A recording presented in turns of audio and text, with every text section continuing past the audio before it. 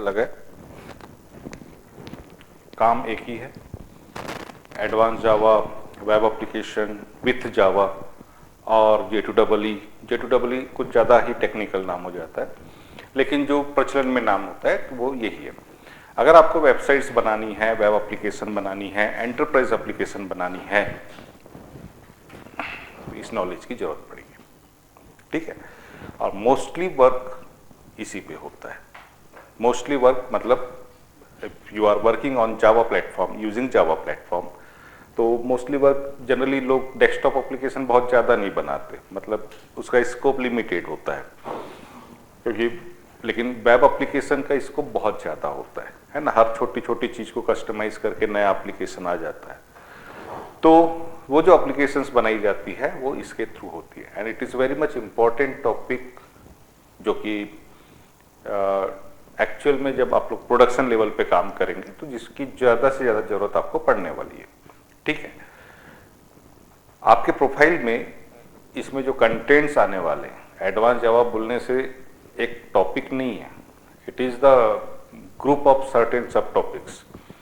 तो इसमें जितने भी टॉपिक्स आने वाले हैं इंडिपेंडेंटली वो आपके प्रोफाइल में रिक्वायर्ड होते हैं, ठीक है।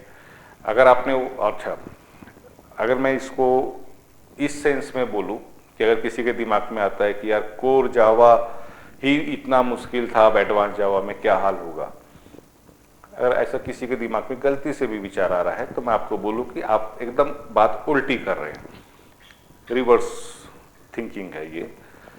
कोर जावा ज़्यादा मुश्किल होता है as compare to advance Java, ठीक है। मतलब जैसे जैसे हम ऊपर जाते हैं चीज़ें आसान होती चली जाती है, ठीक है। और वो आसान इसलिए होती है क्योंकि हमको नीचे की चीज़ें अच्छे से आने लगती है, इस वजह से वो चीज़ है उसमें काम ज़्यादा नहीं रहता। उसमें सिर्फ होता है कि एक पर्टिकुलर चीज़ है, इसको करने के ये 3 तरीके हैं, ये 2 तरीके हैं, ठीक है। अब ये 2 तरीके, ये 3 तरीके में से तीनों तरीके कब कब एक डेवलपर को डिसीजन मेकिंग करना होगा कि कब इन 3 तरीके में से कौन सा तरीका यूज़ करना है, ठीक है। सबसे पहले हर प्रोग्रामिंग को यानी हर स्टेज को सीखने का अपना एक तरीका होता है। जैसे मैं बोलता हूं कि एक ही लट से सारी भैंसें हाकी नहीं जाती, ठीक है। तो कोर जावा को पढ़ने का एक अपना एटीट्यूड होना चाहिए, एडीएस को पढ़ने का अपना तरीका होना चाहिए। एडीएस में हम, जैसे मैं बोलता हूं कि पेन पेपर पे जाओ, है ना, कभी मैंने आपको कोर जावा में नहीं बोला कि पेन पेपर लो और प्रोग्राम लिख के देखो, ठीक है। It is always good practice but it is not recommended for core Java, ठीक है। एडीएस में वो रिकमेंडेड है क्योंकि वहां पे एक्चुअल में आपका लॉजिक बिल्डिंग होती है कि कैसे रिकर्सन हो रहा है, कैसे एक लाइन ऊपर नीचे लिखने से कैसे आपके आउटपुट में फर्क आ जा रहा है ना। तो ये सारी चीजों को आप तभी अच्छे से समझ पाओगे, प्रोग्राम को याद करके नहीं आएगा उसमें, कि आप करके देखोगे ये लाइन मैंने ऊपर लिखी थी, है ना, pre order, post order, in order, सिर्फ लाइनें ऊपर नीचे थी, काम तो एक ही था। आप गलती से किसी ने लाइनें ऊपर नीचे, भैया मैंने तो सारा ही कोड लिखा था, लेकिन आउटपुट तो अलग आएगा आपका, है ना। तो ये सारी चीजें हैं, तो इन चीजों को पढ़ना है तो उसका अपना तरीका है। उसी तरीके से सबसे आसान तरीका है इसको पढ़ने का कि इसमें मैं जब पूरे एडवांस जावा में जब भी जो भी टॉपिक लेके पढ़ाऊंगा, आज तो खैर इंट्रोडक्टरी लेक्चर है, थोड़ा सा थ्योरी बेस्ड रहेगा, लेकिन टुमारो ऑनवर्ड जो भी हमारे लेक्चर्स चलेंगे तो मैं आपको बताऊंगा कि जैसे ये एक टॉपिक है तो इसमें हमको ये 3 चीजों की जरूरत पड़ने वाली है, ठीक है। फिर ये 3 चीजों को यूज कैसे किया जाता है, कहाँ यूज किया जाता है और कब कौन सी चीज को यूज करना चाहिए रियल लाइफ सिनारियो के पॉइंट ऑफ व्यू से, खत्म। इतना ही, इस तरीके से पढ़ना होगा इसको, इसमें कोई लॉजिक नहीं है, कोई कुछ नहीं है, ठीक है। तो during the process you can understand what I mean to say. 2-4 lecture हो जाने तो आपको खुद को फील आ जाएगा कि ये बहुत आसान तरीका है, इसको कोर जावा की स्टाइल में नहीं पढ़ना, ठीक है। वहां पे पूरा का पूरा लॉजिक दिमाग में सेट करने की जरूरत नहीं होती यहाँ पे, ठीक है। सेट तरीका है और इसी वजह से हम लोग आज जो देखने जा रहे हैं, थ्योरी में समझने जा रहे हैं, वो आपको वही चीज बताने की कोशिश करता है कि ये आपको कुछ सेट तरीके, कुछ रूल्स प्रोवाइड करता है and we need to simply follow that rules for creating any application, specially web application, ठीक है। ओके, सो आज का टॉपिक है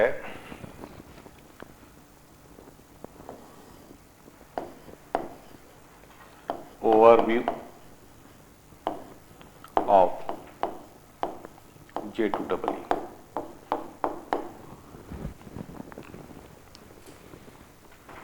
ठीक है, ये सेशन है हमारा आज का।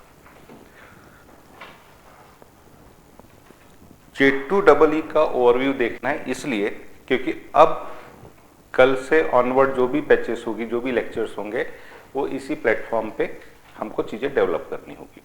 तो सबसे पहले तो जिस प्लेटफॉर्म पे हमको काम करना है उस प्लेटफॉर्म के बारे में हमको पता होना चाहिए, है ना। तो J2EE है क्या? तो J2EE एक कंटेनर का नाम है। J2EE कंटेनर जिसको बोलते हैं, which provide us a certain specific platform. In that platform, मैं लिखवाता बेटा इसको, है ना, लिखवाता, समझो, पहले समझने पे ध्यान दो। It provides some specific platform, and by using that platform we can create, deploy, configure and execute any web application। ठीक है, वेब एप्लीकेशन में आपको अलग अलग कंपोनेंट्स के साथ मिल के काम करना है। यहां पे ऐसा नहीं है कि भैया एक फाइल ओपन किया, मैंने 2 प्रोग्राम लिखा, मेरा वेब एप्लीकेशन बन गया। No, because we are creating certain tier application like 2 tier 3 tier application, multi tier application। तो इसमें एक सेक्शन होता है आपका क्लाइंट का, एक होता है सर्वर का। सर्वर को भी 2 भागों में बांटा गया है, ठीक है। और तीसरा टायर होता है आपका जिसमें डेटाबेस वगैरह होते हैं। तो 3 टायर एप्लीकेशन। एंटरप्राइज एप्लीकेशन आ जाती है तो उसमें और भी सर्विसेज और एपीआईज इन्वॉल्व हो जाती है, ठीक है। तो ये सारी चीजें हम लोगों को, जिसके लिए जो फैसिलिटेट करता है, एक प्लेटफॉर्म जो हमको क्रिएट करके देता है, उसका नाम है J2EE।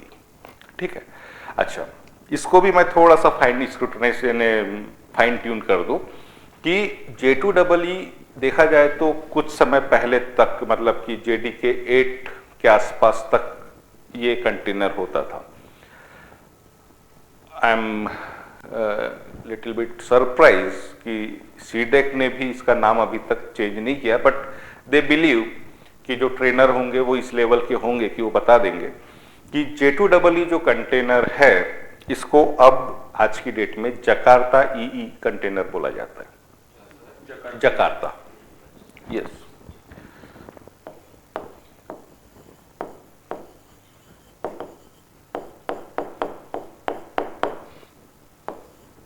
ठीक है, it is one and the same thing. Java E, Jakarta E, J2EE और जकार्ता EE। ठीक है, अभी जितने भी लेटेस्ट वर्जन हैं जावा में, तो वहां पर J2EE कंटेनर यूज नहीं होता, जकार्ता EE होता है। हमको पता भी नहीं चलता, हमको अपने एंड से पता नहीं चलता, लेकिन आपको मैं दिखाऊंगा कोड में थोड़ा सा चेंज आता है। वो चेंज से आपको समझ में आएगा कि जकार्ता कंटेनर है ना। अगर सेम कोड अगर आप back behind the scene JDK 8 use करते हो सागर, यानी कि पहले तो आपको JDK इंस्टॉल करना पड़ता है, उसके बाद नेटबिन या कोई आईडी आप इंस्टॉल करते हो, और उसके अंदर फिर ये कंटेनर हमको प्रोवाइड किया जाता है। तो अगर आप JDK 8 यूज करके काम कर रहे होंगे तो J2EE कंटेनर से काम हो जाएगा। लेकिन वहीं पे आप JDK 11, 17, 20 ऐसा कुछ इंस्टॉल करके रखे हो तो फिर आपको जकार्ता EE चाहिए होगा, J2EE से काम नहीं होगा। ठीक है, और वो ऑटोमेटिकली वो खुद ही अपने आप को अपग्रेड कर देता है, तो आपको चिंता की जरूरत नहीं है। यू जस्ट नो, क्योंकि it is a overview, that's why you should know कि एग्जैक्टली बिहाइंड द सीन कौन सा प्लेटफॉर्म आपके लिए काम कर रहा है। समझ में आया ना सचिन? तो J2EE और जकार्ता एक ही चीज है, ये समझ ले, कोई अलग अलग नहीं है। बस अभी जो लेटेस्ट है उसको जकार्ता बोलते हैं, उसी चीज को पुराने को J2EE बोलते थे। लेकिन हमको जो ओवरव्यू बोला गया है वो J2EE ओवरव्यू बोला है आपके सिलेबस में, इसलिए मैं दोनों को के बारे में बात कर रहा हूं। Both are one and the same thing. Okay, तो वेब एप्लीकेशन जब हम लोग डेवलप करते हैं तो सबसे पहले तो हमको ये चीज पता होनी चाहिए कि वेब एप्लीकेशन में बनाया क्या क्या जा सकता है। ठीक है, वेब एप्लीकेशन में क्या क्या बना सकते हैं। तो वेब एप्लीकेशन में हम लोग दो टाइप की एप्लीकेशंस बनती है। एक होती है स्टैटिक। पहले तो अगर मैं बोलूं कि अगर हम लोग वेबसाइट बनाते हैं सिंपल, ठीक है, तो वेबसाइट बनाते हैं तो वेबसाइट किसको बोला जाता है? जो एकदम बहुत ही छोटे लेवल की एक एप्लीकेशन होती है वेब एप्लीकेशन, उसको वेबसाइट बोला जाता है। और उसके बाद में एक होता है एंटरप्राइज एप्लीकेशन, ठीक है। तो enterprise application is nothing but the big brother of your web application यानी वेबसाइट्स, ठीक है।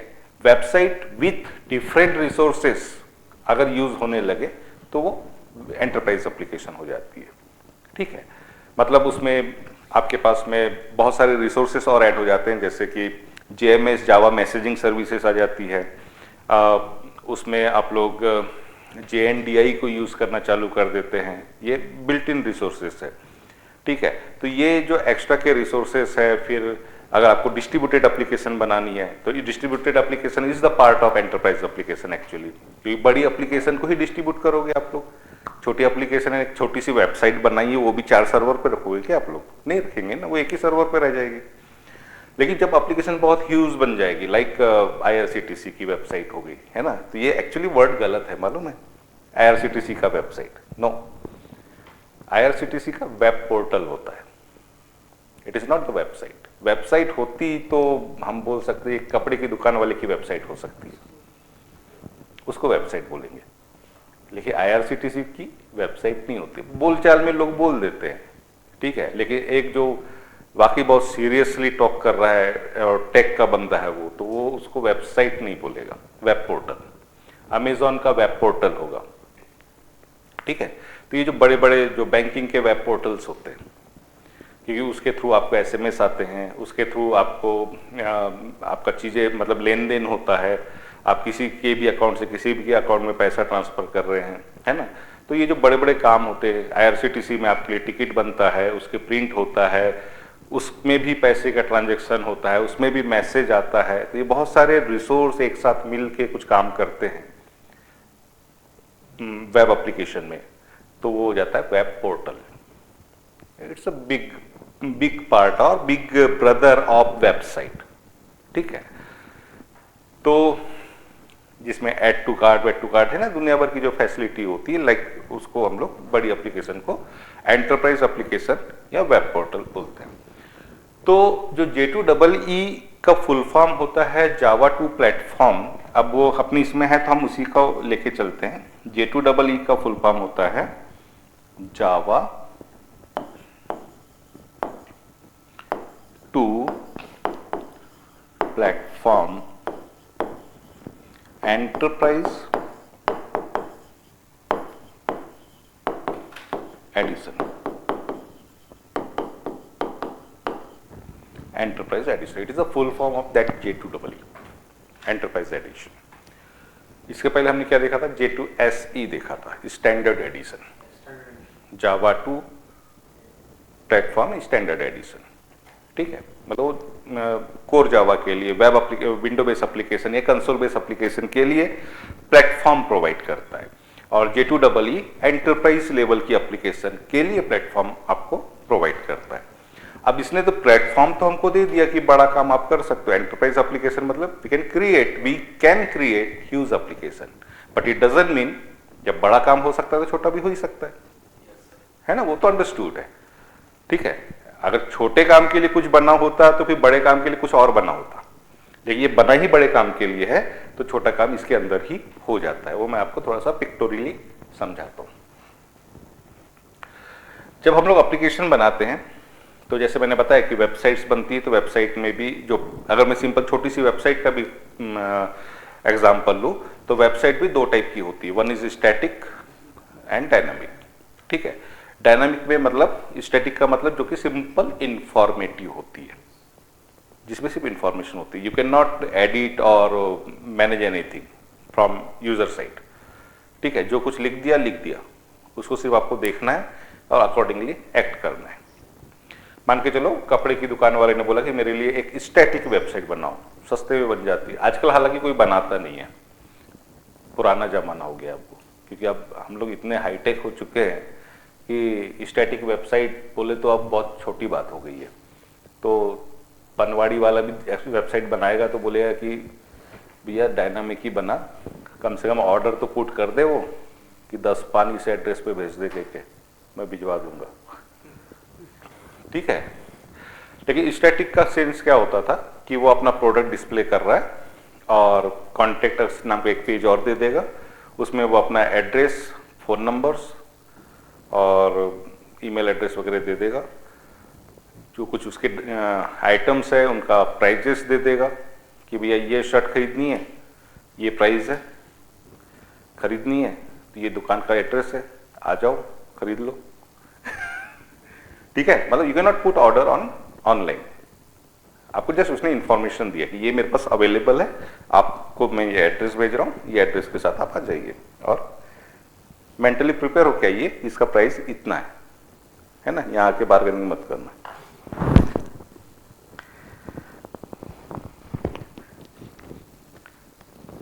That is the kind of static website, right?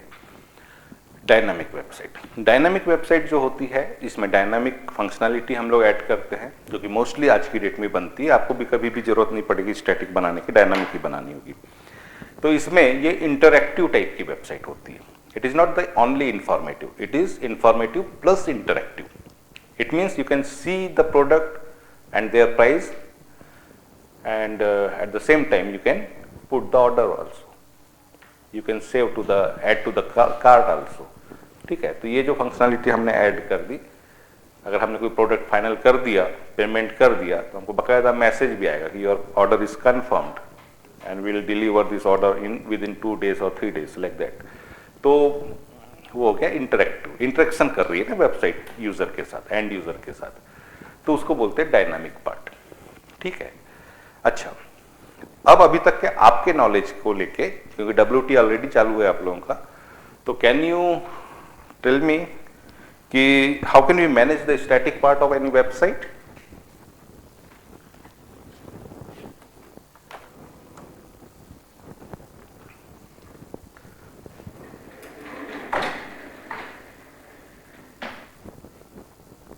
How can we manage static part? By which component? Using HTML, CSS. Yes, yes, perfect. We have the facility of HTML, CSS and what Java? हाँ, Java? तो जावा script बोलने में भी तेरा confidence lose क्यों कर रहा है तू? जावा और जावा स्क्रिप्ट में फर्क है नहीं है? हाँ, फिर मिलते हैं कभी कभी कोई बच्चे, इफ आई आस्क देम कि do you have any knowledge of Java, yes they said yes, बाद में पूछते हैं उससे कि व्हाट इज एक्सेप्शन, ये तो मैंने कभी पढ़ा ही नहीं, बोलते because they are talking about what, JavaScript, और बोलते जावा पढ़े हैं। दोनों में बहुत अंतर है भाई। तो जावा स्क्रिप्ट पढ़े तो जावा स्क्रिप्ट को जावा स्क्रिप्ट क्यों बोलते, पता नहीं चला गया अभी तक, बताया नहीं सर ने। जावा स्क्रिप्ट का नाम पहले जावा स्क्रिप्ट नहीं था, इनिशियली को नेटस्केप का कोई प्रोडक्ट है वो, उसका कुछ और नाम हुआ करता था, लेकिन फिर जावा टेक्नोलॉजी ने उसको यूज करना चालू किया, ठीक है, जावा स्क्रिप्ट को अपने क्लाइंट साइड की चीज़ों को हैंडल करने के लिए। तो अब एक होता है ना कि आप जैसे हम कौन है, soft polynomial, right, soft polynomial of course locally it may be the brand, लेकिन नेशनली और internationally it is not the brand. तो we love to say always कि we are the CDAC ATC, है ना, because CDAC is international brand, ठीक है। तो जावा script के साथ भी वही केस था कि वो एक छोटा सा स्क्रिप्टिंग लैंग्वेज थी मतलब है अभी भी, end of course it is very versatile language. तो जब उसको ये लगा कि यार जावा जैसी टेक्नोलॉजी मुझे यूज कर रही है, तो वो कहीं ना कहीं अपने आप को ब्लेस्ड फील किया, और that's why he renamed itself as a JavaScript, ठीक है। बाकी सीडेक वो चीज है बहुत बड़ी चीज। सॉफ्ट पॉलिनोमियल अपने आप में जस्ट उसका एटीसी है, राइट। ये क्यों बार बार फंस रहा है यार इधर उधर।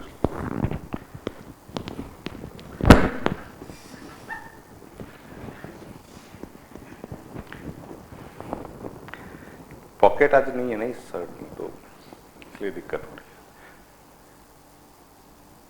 तो जावा और जावा स्क्रिप्ट बोलते समय ना जरा ध्यान रखना, कॉन्फिडेंटली या तो जावा स्क्रिप्ट बोल या तो जावा बोल।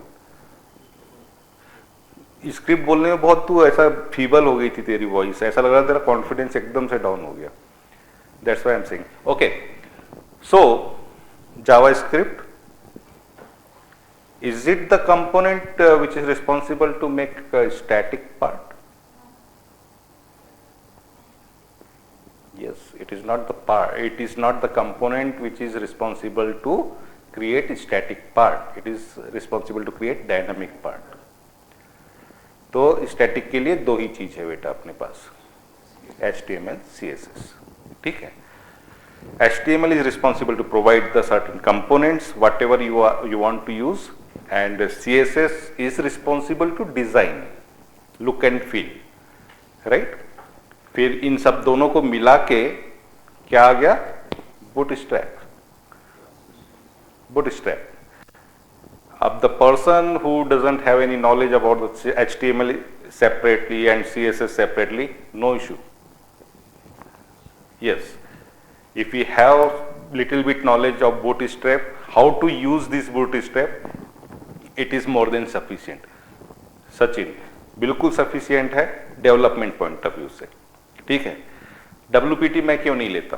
क्योंकि मैं डेवलपमेंट साइड का बंदा हूँ, ठीक है। तो डेवलपमेंट साइड का बंदा होने से ये डिजाइनिंग अपने को समझती नहीं, तंग हाथ है। और न कभी दिल से इच्छा हुई मेरी, पर्सनली मैं अपनी बात करूँ तो, कि उस पर मैं मेहनत करूँ या उसको बहुत ज़्यादा करूँ। ऑफकोर्स जितना आना चाहिए उतना आता है, समझ में आता है, कोड समझ में आता है, लेकिन कोई बोले कि उस पर एक्सपर्ट है। Initially I feel Ankit is sitting over there and first day, और उसने मेरे से कुछ पूछा था, मैंने बोला यार क्या पूछ रहा है, मैं बोल भी नहीं सकता था, देखो डे 1 था। मैंने बोला ये कहाँ ये HTML पे मेरे से क्वेश्चन करके बैठा हुआ है ये। इंटरनली मतलब वो थिंकिंग प्रोसेस मेरे अंदर चल रही थी। तो why? Because if we require development और वेब डिजाइनिंग आल्सो, तो we are using what? Bootstrap directly. अब बूटस्ट्रैप के पास में इतने अच्छे CSS ऑलरेडी लगी हुई है कि मेरा काम आसान कर देता है ना, तो फिर मैं उतना लेबर वर्क पे क्यों जाऊँ, जबकि वो मेरा खुद का प्रोफाइल भी नहीं है, ठीक है। क्योंकि वेबसाइट में क्या होता है अनूप कि दो टाइप वेबसाइट डेवलप करते हैं, तो इसमें भी दो प्रोफाइल डेवलप होते हैं। एक होता है वेब डिजाइनर और एक होता है वेब डेवलपर, ठीक है। द पर्सन हु फील्स कि he has very much proficiency और एक्सपर्टिज्म इन डिजाइनिंग पार्ट, या उसको ज्यादा अच्छा सेंस है डिजाइनिंग का, तो वो अपना कैरियर ले सकता है। हालांकि आज की डेट में ना ये सब चीजें बोलने की भर रह गई है। ये जो मैं बोल रहा हूँ ये एक प्रकार से मैं अपने टाइम की बात कर रहा हूँ। लोगों ने अपना पूरा का पूरा career as a web designer बिता लिया उस टाइम पे, ठीक है। लेकिन अभी मार्केट में जॉब की इतनी मारामारी है कि एवरीवन एक्सपेक्टेड कि they should higher full stack developer. वो डिजाइनर भी हो, डेवलपर भी हो, तो ये अब बातें बोलना ही गलत है कि ये एक प्रोफाइल है, कह हुआ करता था सेपरेट प्रोफाइल, ठीक है। लेकिन आज की डेट में आप लोग ये मत कीजिए। हाँ, एक बंदा हो सकता है जिसका ज्यादा अच्छा स्ट्रांग हैंड, फिर कंपनी उसके उस स्किल को देख के उसको जनरली डिजाइनिंग का काम ज्यादा सौंपे, ये बात हो सकती है। लेकिन हायर इस बेस पे करेगी इस बात की गारंटी नहीं। दे आर एक्सपेक्टेड कि बंदे को सब आना चाहिए, है ना। तो वो अब मेंटली उस पर मत रहो। हाँ, अच्छा बुरा हैंड हो सकता है। तो HTML CSS जो पार्ट है, जो कंपोनेंट्स है वेब डिजाइनिंग वेब डेवलपमेंट करने के लिए, तो वो उसका डिजाइनिंग पार्ट यानी फ्रंट एंड का लुक एंड फील को वो डिसाइड करते हैं। और उसके बाद में जो आते हैं डायनामिक पार्ट पे, तो डायनामिक पार्ट में भी दो पार्ट होते हैं। इस पे जाने के पहले मैं एक नए साइट पे ही बता देता हूँ कि से वेबसाइट में दो part, one is client side and second one is server side. उम्मीद है कि ये बताया गया होगा, शायद मुझे ऐसा लगता है। आज ही बताया आज ही बताया क्या? नहीं, पहले बताया कि बात। अच्छा, आज और बताए। सर को पता था ना आज मेरा सेशन चालू होने वाला, मैं पूछूंगा, और ये बच्चे तो गधे हैं, बताएंगे नहीं, तो एक बार फिर से रिवाइज कर देता हूँ, नहीं तो सर मेरे नाम से बिल फाड़ेंगे। है नमन? सर्वर बनाया तुम लोगों ने? सर्वर बनाया आप लोगों ने?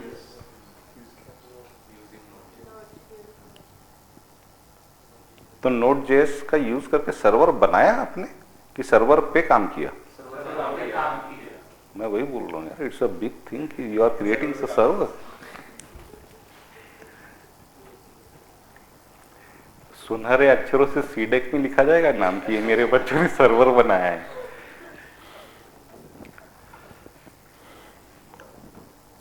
Server side and client side. अब क्लाइंट साइड में भी दो पार्ट होते हैं, one is static and dynamic, ठीक है। और सर्वर साइड में आपको सिर्फ डायनामिक ही पार्ट होता है, यहां पे कुछ स्टैटिक जैसा कोई सीन नहीं होता, क्योंकि स्टैटिक मतलब लुक एंड फील के लिए जब आपको जरूरत पड़ती है। तो स्टैटिक में क्या यूज होते हैं? कंपोनेंट, HTML, CSS, और फिर बाद में इन दोनों का फ्रेमवर्क बूटस्ट्रैप। बूटस्ट्रैप पे अभी तक काम चालू हुआ क्या आपका? कल चालू होगा। Very good. हाँ बेटा,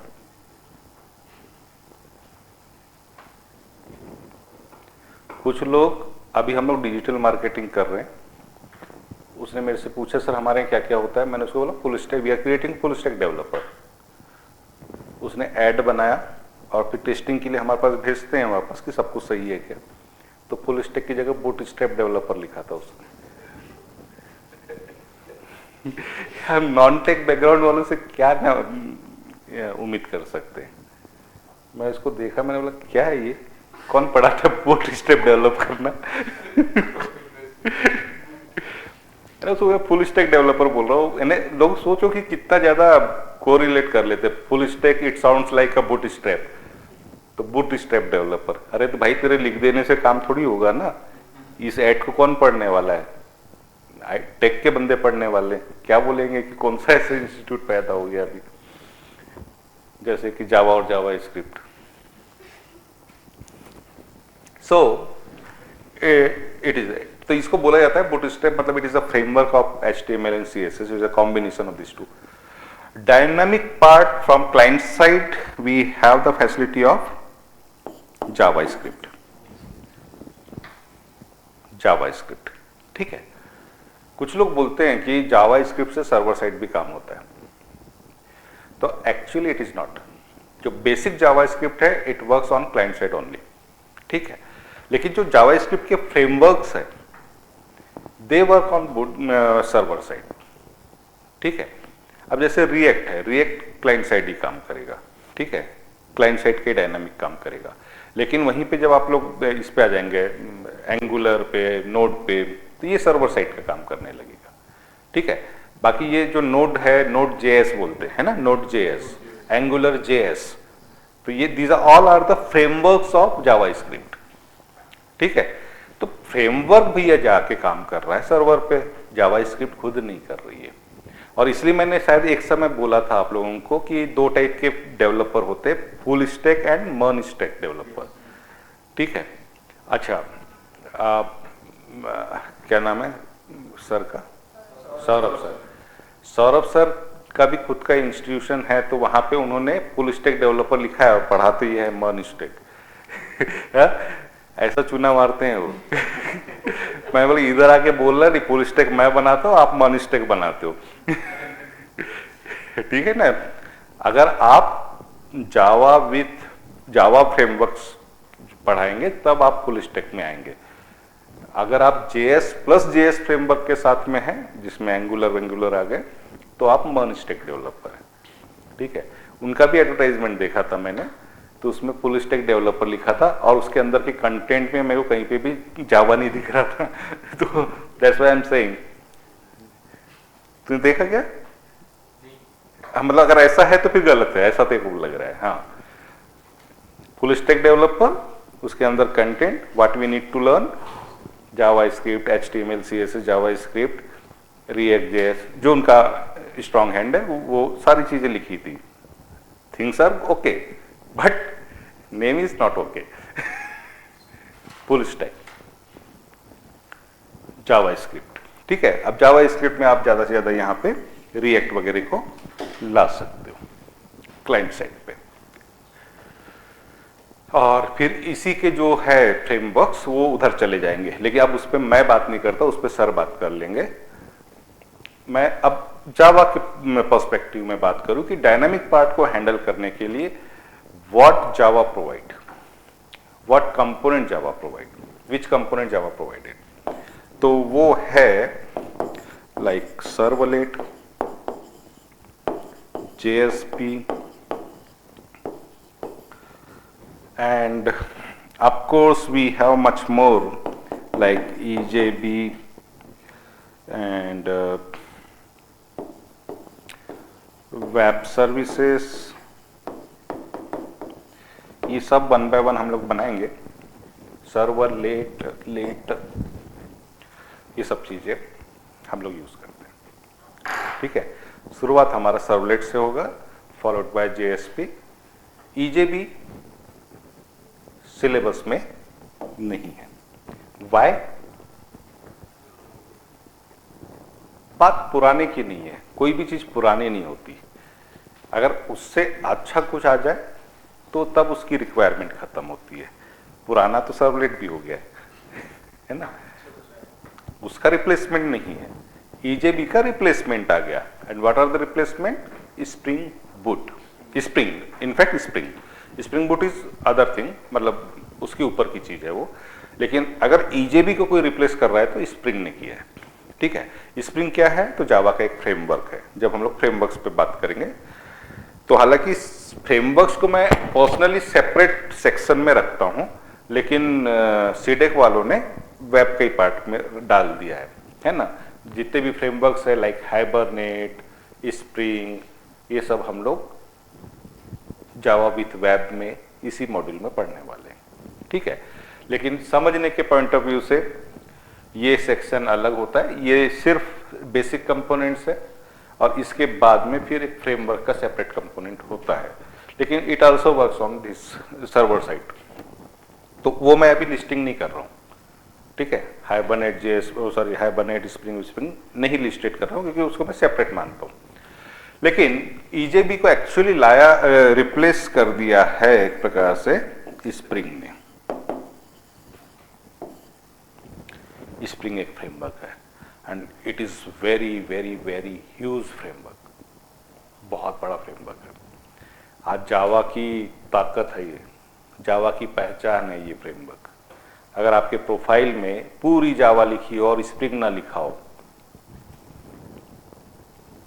बाद में देखते हैं इसको, ऐसा है। ये एक वर्ड अगर आपके प्रोफाइल में नहीं है जावा के, तो आपका प्रोफाइल अधूरा है। अधूरा क्या है? मतलब कंसिडरेशन से बाहर है इंडस्ट्री में। ठीक है, तो उसको बहुत रिस्पेक्ट करना है आपको, सुबह से हम नमस्कार करना है, अगरबत्ती लगाना है उसको। ठीक है, बहुत प्यारा फ्रेमवर्क है, बहुत प्यारा, मजा आता है उसको पढ़ने में। और जब उसके साथ तड़का लगता है स्प्रिंग बूट का, बहुत बम होता है। फिर उसके बाद वो पाइथन पे बोलता है ठहर, अभी जावा चल रहा है, अभी जावा जिंदा है। ठीक है, अब रही बात बेटा EJB, चूंकि it is not the part of in fact जो मैं एंटरप्राइज एप्लीकेशन की बात कर रहा हूँ वो ईजेबी से ही है, अभी मैं बताने वाला हूँ आपको। ईजेबी के बेस पे ही बोला जाता है एंटरप्राइज एप्लीकेशन, उस टाइप की जो एप्लीकेशन बनती है वो ईजेबी की दम पे ही बनती थी बिफोर जेडीके 7। लेकिन जेडीके 7 के बाद में जब फिर स्प्रिंग आ गया तो देखा कि ईजेबी जो जो काम करता था वो सारे काम तो हम स्प्रिंग से उससे आसान तरीके से कर सकते हैं, तो उस तरीके से फिर उसकी इंपॉर्टेंस खत्म हो गई। लेकिन अभी भी कुछ कंपनियां जो पुराने प्रोजेक्ट लेके बैठी है बाबा आदम जमाने के, है ना, तो विंटेज प्रोजेक्ट जिसको बोलते हैं, तो उस प्रोजेक्ट पे अभी भी ईजेबी पे काम होता है। फॉर एग्जाम्पल एक कंपनी मेरे सामने आई थी, इनफैक्ट मेरे को वहाँ पे एज ए कॉर्पोरेट ट्रेनर जाना भी पड़ा था ईजेबी पढ़ाने के लिए, क्योंकि ऑब्वियसली अभी जैसे आप लोग पढ़ रहे हैं, है ना, तो ऐसी पिछले 2-3 साल से जो बैच चल रही है 4-5 साल से, तो उन बेचारों को ईजेबी कोई नहीं पढ़ाता। क्यों? क्योंकि मार्केट में नहीं है।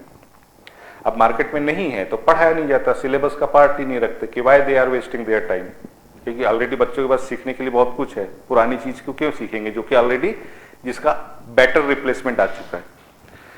तो जब आप जैसे बच्चे उस कंपनी में जाके इंटरव्यू देते हैं तो व्हाट दे आर एक्सपेक्टिंग, चलो वो उनका एक्सपेक्टेशन शुरू में तो कुछ नहीं होता, चलो वो भी एक्सपेक्ट करते हैं कि बच्चे को यही पढ़ाया गया, ये आता होगा। अब ये बराबर आता है कि नहीं आता वो चेक करते हैं और उसको इन कर देते हैं। अंदर आने के बाद उनको बोलते हैं कि आपको ये प्रोजेक्ट पे काम करना है, और प्रोजेक्ट में काम किस पे हुआ है, तो ईजेबी पे। अब बच्चे के हाथ पांव खुल जाते हैं, भाई ईजेबी तो आती नहीं, है ना, और ईजेबी मतलब इतना इजी चीज नहीं है कि वो अपने आप में कॉम्प्लेक्स चीज है, तो अब उस पर काम कैसे करें। तो कहीं ना कहीं फिर कंपनी भी समझती है, और कंपनी समझती है तो फिर कांटेक्ट करती है हम जैसे लोगों से कि सर आइए ये गधेड़ों को सिखाइए ताकि इनसे हम अपना काम करवा सकें। फिर हम जाते हैं उनसे, तो कुल मिला के फिर उसमें आपकी जेब को धक्का नहीं लगता, कंपनी की पॉकेट को लगता है। कंपनी ट्रेनिंग प्रोवाइड करवाती है अगर उनने ऐसा कुछ किया है। तो वो कंपनी का नाम क्या है, माइक्रोप्रो, नागपुर की एक Micropro. It's a very good company, big company, जो हॉस्पिटल के प्रोडक्ट पे काम करती है। ये नाम मेरे साथ पहले भी लिया होगा जब प्रोजेक्ट प्रोडक्ट की बात करता होगा। तो क्या हॉस्पिकेयर नाम का उसका प्रोडक्ट है, वो ईजेबी पे बना हुआ है। मैंने बोला इतनी मगजमारी आप बार बार मेरे को बुला के पे करते हो, उससे अच्छा इस प्रोजेक्ट को ही आप स्प्रिंग पे क्यों नहीं शिफ्ट कर देते, पोर्ट कर दो स्प्रिंग पे। बोले सर उस पर प्रोसेस चल रही है, अब वो प्रोडक्ट ही इतना बड़ा है कि उसको शिफ्ट करने में उनको सालों लग रहे हैं, ये एक बड़ी दिक्कत हो जाती है। उसके लिए बुला लेते है ना, एक बड़ा अमाउंट दे देते हैं, बार बार का छोटा छोटा दे के क्या ट्रेनिंग करवा रहे हो। बच्चों को भी टेंशन नहीं, वो स्प्रिंग पे काम कर लेंगे फिर आके, है ना। समझ में आया बेटा, सर्वर साइड काम होता है। तो ये सब चीजें हम लोग सीखेंगे सर्वर साइड। तो हमारा मेन फोकस होगा यही सब सीखने के लिए, ठीक है। ये एक्सपेक्टेड है कि आपको आता होगा, क्यों आता होगा ये आपको बताने की जरूरत नहीं है। ये एक्सपेक्टेड है कि आपको आता होगा, ठीक है। मैं अपने तरफ से सिर्फ उतना ही इनपुट दूंगा जितना मेरे काम के समय जरूरत होगी, और मेरे ख्याल से वो आपको समझ में भी आ जाएगा क्योंकि ऑलरेडी आपने सीख रखा है ना। और नहीं भी समझेगा तो मैं समझा दूंगा, लेकिन मेरा मेन फोकस होगा उस पार्ट पे, है ना, इस पार्ट पे मेरा मेन फोकस रहेगा। बट ऑफ कोर्स अकेला उस पे काम नहीं होता, इनके साथ इंटीग्रेट करते हुए हमको आगे बढ़ना पड़ता है। That's why it is expected to have knowledge of this components also. Getting it? Good. इसलिए जावास्क्रिप्ट को नंबर 1 प्रोग्रामिंग लैंग्वेज माना जाता है, मालूम है। ये वो नारद है जो किसी के भी साथ मिलके काम करता है। ये विष्णु के साथ भी रहता है, ये शिव जी के साथ भी रहता है, ये ब्रह्मा जी के साथ भी रहता है, सब जगह मिलता है ये नारद है। तो इसलिए कुछ भी पूछना है ना अंदर की बात, उसको कोने में लेके जाने का। क्या बोला विष्णु जी, ऐसा बोला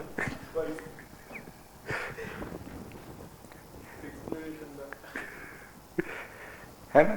तो ये है इसलिए ये बहुत इंपॉर्टेंट है। नारद लोग बहुत इंपॉर्टेंट होते हैं, उसके बिना काम ही नहीं हो सकता वैष्णवी, नारद के बिना काम ही नहीं हो सकता। How can you transport your information from here and there, है ना? यस, इसलिए तो भगवान ने औरत बनाई है। सॉरी यार, इट वॉज जोकिंग। मजाक किया रे, मजाक किया। ऐसा थोड़ी है, वो बेचारे दो ही लोग हैं तो तुम उनकी उड़ाते रहो। हाँ?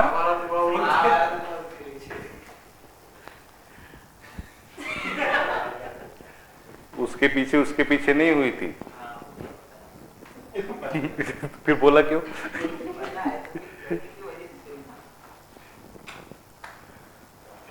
मस्ती तुम करो।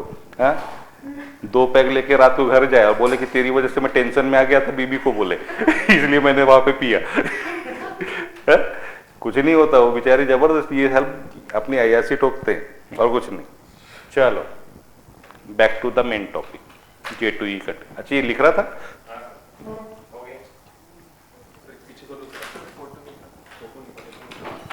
नहीं, ये तो 2 बार हो गया है ना।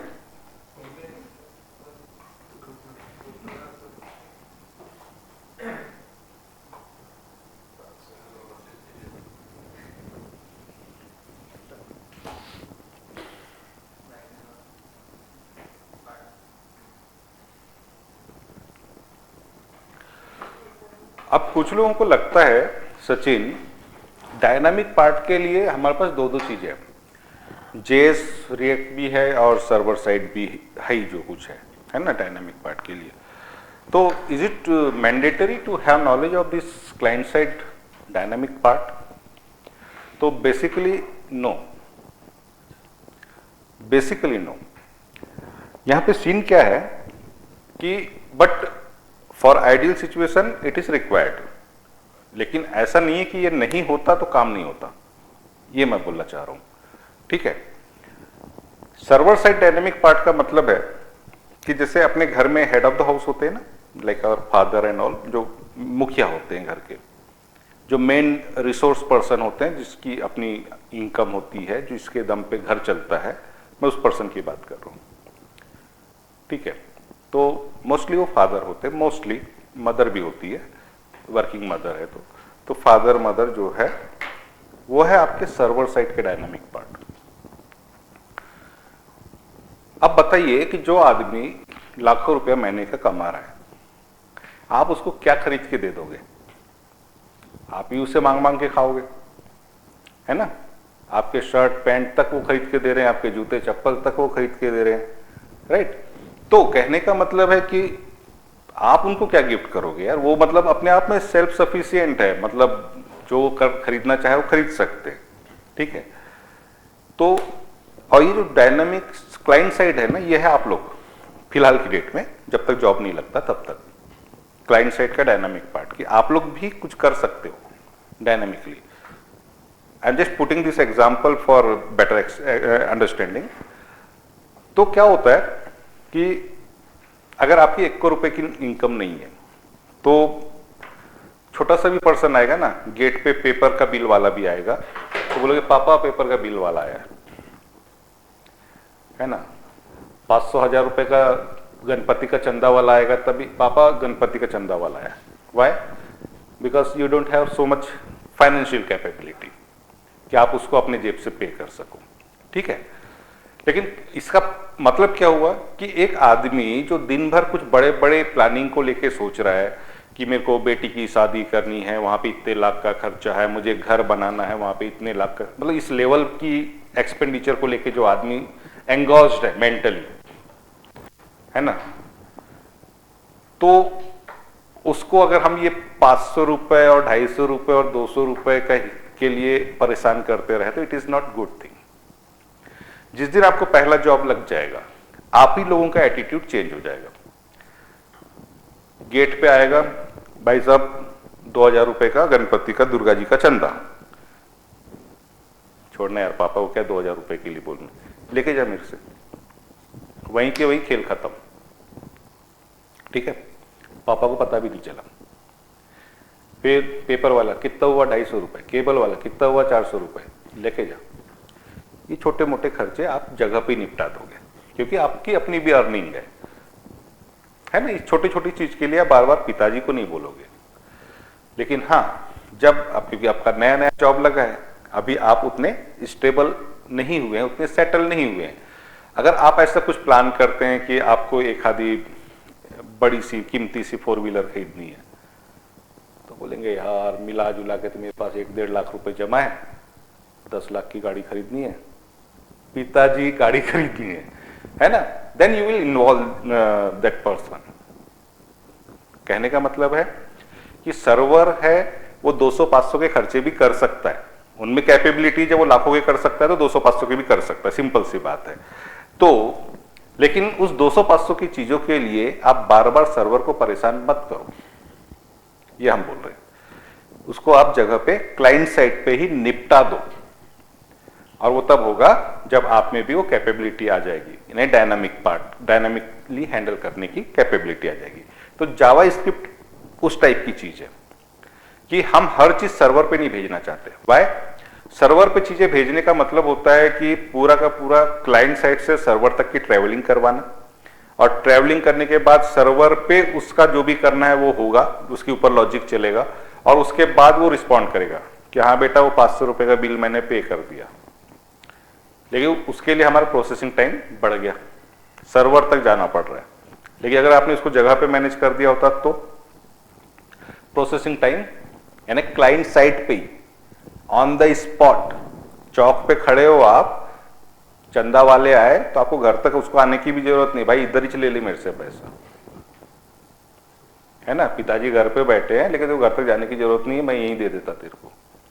ये हो गया क्लाइंट साइड पे मैनेज कर देने का, ठीक है। तो इसलिए मैं ये बोल रहा हूं कि ये उतना भी इंपॉर्टेंट नहीं है। अब ऐसा इंसान जिसका कोई बच्चा ही नहीं है तो वो तो करेगा ना बेचारा, मरते तक खुद ही करेगा, चंदा खुद ही देगा वो। अब उसका बच्चा कमा के लाई नहीं, मतलब पॉसिबल ही नहीं है। लेकिन जैसे आप लोग हो तो आज नहीं कल आप जॉब पे आओगे तो फिर उसको ये सुख मिलना चालू हो जाएगा कि 200-500 की टेंशन उसको लेने की जरूरत नहीं पड़ेगी।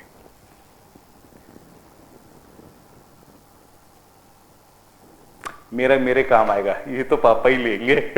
ऐसा है क्या? हाँ।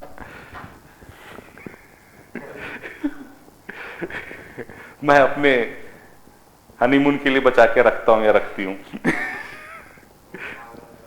पापा तो सिर्फ टिकट देंगे। क्या बोला इसने? सागर ने एग्जाम्पल दिया, तू बोल भी देता है पता भी नहीं चल रहा।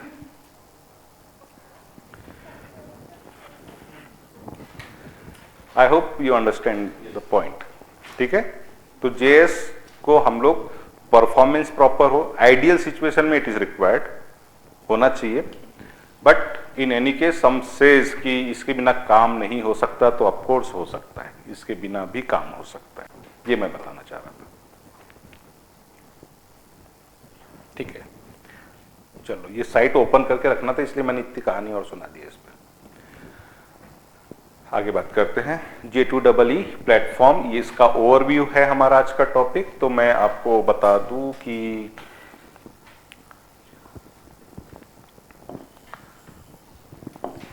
जब वेब एप्लीकेशन बनती है तो एक पार्ट होता है आपका क्लाइंट का पार्ट, दूसरा पार्ट होता है आपका सर्वर का पार्ट, और तीसरा पार्ट होता है आपका डेटाबेस का पार्ट, ठीक है, वेब एप्लीकेशन में, ठीक है। तो ये पार्ट होते हैं। तो ये जो सर्वर है एक्चुअली, ये सर्वर मतलब कि हमारा J2EE का जो प्लेटफॉर्म है वही है।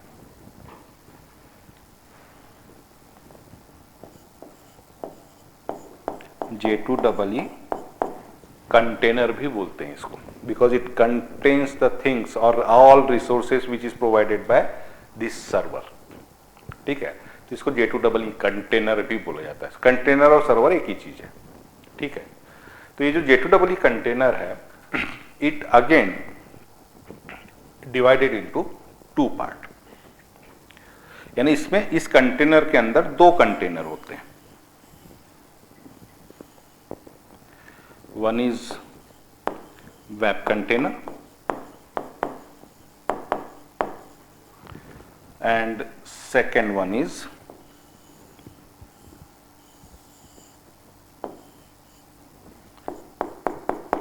EJB container.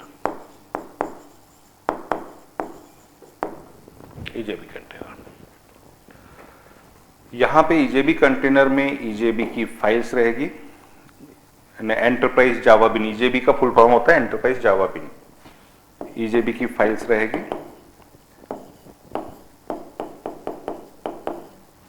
और साथ में कुछ रिसोर्सेस होंगे लाइक JMS, JNDI वगैरह वगैरह, या फिर APIs,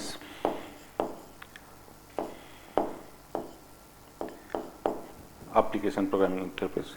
दिस आर तो ये क्या है, इनका यूज करके इंटरेक्ट करेगी चीजों को EJB, अपने इन रिसोर्सेज को यूज करेगी इंटरनली। तो EJB कंटेनर मतलब मैंने जैसे बोला कि वेब पोर्टल के लिए यूज होती है, एंटरप्राइज लेवल की एप्लीकेशन के लिए होती है, और एंटरप्राइज एप्लीकेशन में बहुत सारी फैसिलिटी एक साथ जोड़ दी जाती है apart from your web application. ठीक है, तो वो सब फैसिलिटी यहीं से मिलती है। तो ये जो J2EE कंटेनर होता है ना, ये ट्रांजैक्शन मैनेजमेंट कर सकता है। ठीक है, ये आपको एनहांस लेवल की सिक्योरिटी प्रोवाइड कर सकता है। ठीक है, और जो अदर एप्लीकेशन के साथ में वो अपने आप को पोर्टेबल बना के काम कर सकता है। तो ये सारी चीज फैसिलिटेट करता है J2EE कंटेनर। ठीक है, अब उसमें जब ये एक जो पहला पार्ट है, जिसको मैंने इसको 2 पार्ट में बांटा है, वेब कंटेनर और EJB कंटेनर। तो EJB कंटेनर जिसको आज की डेट में रिप्लेस कर दिया है अपने स्प्रिंग में, लेकिन ये हुआ करता है इसका पार्ट। ठीक है, आज भी आप काम तो कर ही सकते हो ना, EJB पे काम कर सकते हो। ठीक है, लेकिन काम होता नहीं, ये बात अलग है, बिकॉज ऑफ स्प्रिंग। जो अब वेब कंटेनर है, वेब कंटेनर में क्या होंगे, तो यहां पे होंगे आपके सर्वलेट और JSP की files. These are the components, what we are saying, these are the components. Servlet JSP क्या है, components है। Components of what? Web container, and web container is the part of J2EE container. ठीक है, तो overall we are, if we are defining J2EE container, तो J2EE container क्या होगा, J2EE is a specific platform. It is a platform which is responsible to provide web container as well as EJB container for creating or for creating web application, enterprise level application, enterprise level web application, not only web application, web application भी बन सकती है और enterprise level की web application भी बन सकती है। तो J2EE container is responsible to provide the platform which is responsible to create enterprise level application. ये आप लिखो, है ना, पहले समझो फिर लिखो उसको। J2EE प्लेटफॉर्म, उसके अंदर लिखिए, it is the platform which is responsible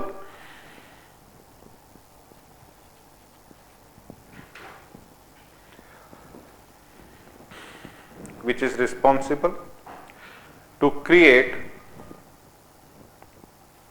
enterprise level application, enterprise level web application, enterprise level web application,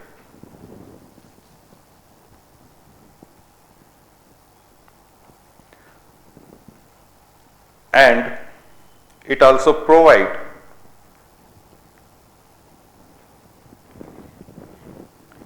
certain resources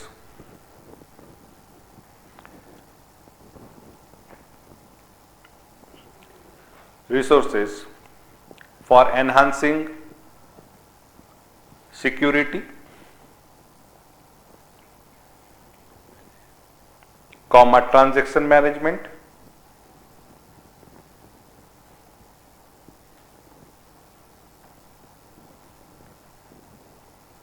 ATC.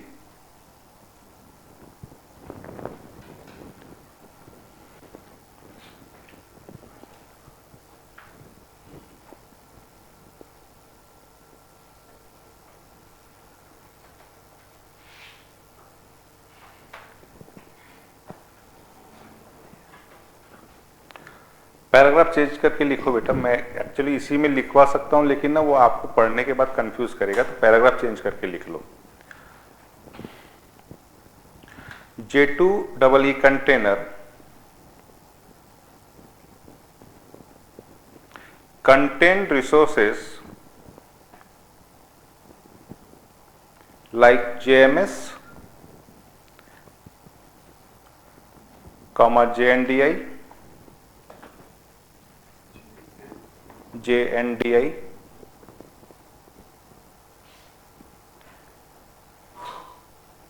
etc। उसमें मैंने जो पहले पैराग्राफ में रिसोर्सेस लिखा है ना कि कुछ रिसोर्सेस यूज करता है, तो वो रिसोर्सेस को मैंने अलग से लिखवा दिया कि क्या रिसोर्स होते हैं इसमें, लाइक दिस। और बिल्ट इन एपीआईज भी होती है इसके अंदर, we can use. Getting it? J2EE platform. तो ये जो J2EE प्लेटफॉर्म है वो ये चीज को अपने अंदर कंटेन करता है, for the sake of what, for creating the enterprise level application. ठीक है, और सिर्फ एप्लीकेशन ये बनाता ही नहीं है, उसको सिक्योरिटी प्रोवाइड करता है, उसको अलग से और फीचर्स उसमें ऐड करवा सकता है ये प्लेटफॉर्म। लाइक मैसेजिंग सर्विसेज उसके अंदर आ सकती है, उसके लिए नेटवर्किंग के लिए जो चीज़ें होती है। इनफैक्ट जब हम लोग डिस्ट्रीब्यूटेड एप्लीकेशन करते हैं तो उसके लिए क्या होता है, RMI यूज होता है, रिमोट मेथड इन्वोकेशन। तो ये these all are the resources, मतलब ये जो मैं बोल रहा हूँ ये RMI वगैरह सब इसका पार्ट है। These are the resources, that's why I am saying etc, ITC, lot of resources it contain, remote method invocation।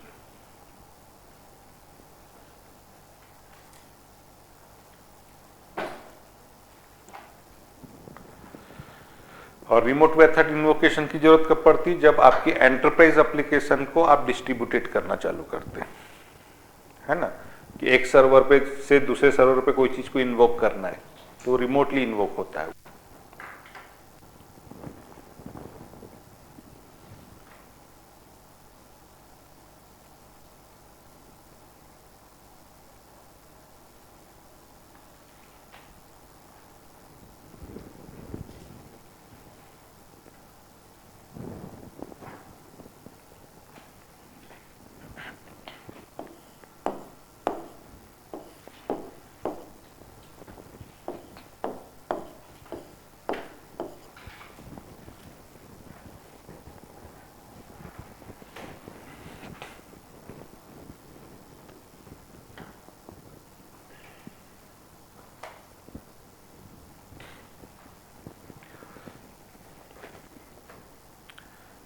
Client side के कंपोनेंट्स तो आपको पता ही है।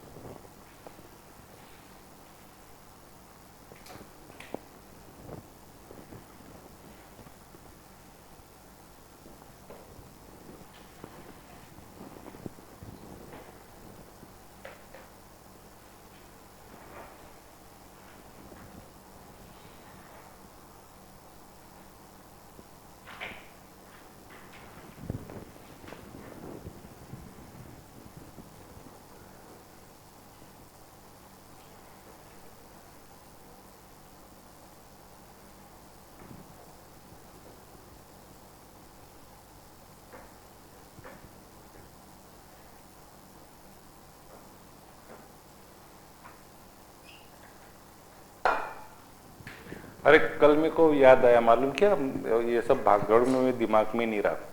तेरे भाई को भी इनवाइट करना चाहिए था एक कल के कार्यक्रम में। वो नहीं, इट्स ओके।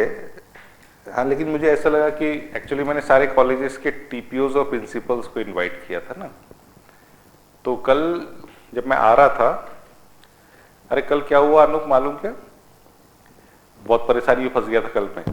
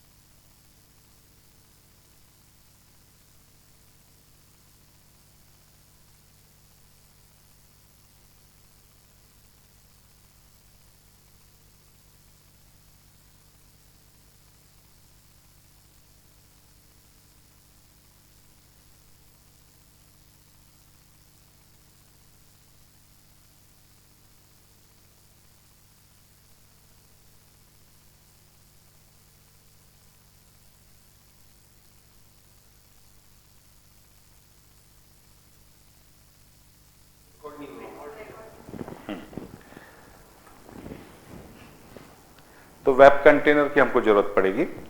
वेब कंटेनर की जरूरत इसलिए पड़ेगी क्योंकि अभी हम लोग इस लेवल पे जा ही नहीं रहे, इनिशियली हमारा सर्वलेट जेएसपी पे काम हो जाएगा। तो वेब कंटेनर, क्योंकि मैं आगे जाके कहीं पे ये वर्ड यूज करूंगा वेब कंटेनर, ठीक है, तो वेब कंटेनर ये होगा। तो ये जो J2EE है ये एक प्रकार से सर्वर है आपका, ठीक है, यही आपका सर्वर है। और सर्वर की ये क्वालिटी होती है कि वो आपको, यही सर्वर को कहीं ना कहीं डिप्लॉय किया जाता है सर्वर मशीन के ऊपर, ठीक है, और आपकी क्लाइंट मशीन कुछ भी हो सकती है। फिलहाल हमारी सर्वर और क्लाइंट मशीन सेम रहेगी अभी, लेकिन बाद में आपका जरूरी नहीं है कि सर्वर यही रहे, क्योंकि ये वेब एप्लीकेशन है तो आप होस्ट करेंगे अपनी वेब एप्लीकेशन को, तो जहां पे भी सर्वर होगा वहां पे जाके वो होस्ट होगी, है ना। मान के चलो ये सर्वर है तो भले ही आपने एप्लीकेशन बनाई होगी लेकिन होस्ट इस पे होगी और वो देख कोई भी सकता है फिर, ठीक है। लेकिन फिलहाल अभी आपका सभी की मशीनें अपने आप में सर्वर भी रहेगी, क्योंकि ये हम लोग उसको, ये ऑलरेडी इंस्टॉल्ड है। अगर आपने नेटबिन इंस्टॉल किया तो ये ऑलरेडी इंस्टॉल्ड है, तो ये सर्वर आप लोग काम करेंगे, मतलब इसको ऑफलाइन सर्वर बोलना चाहिए फिलहाल के लिए, ठीक है। और यही ऑफलाइन सर्वर ऑनलाइन सर्वर भी बन जाता है, मतलब जब आप लोगों का किसी एक सर्वर पे काम होता है, तो वेब कंटेनर को हम लोग यूज करेंगे। तो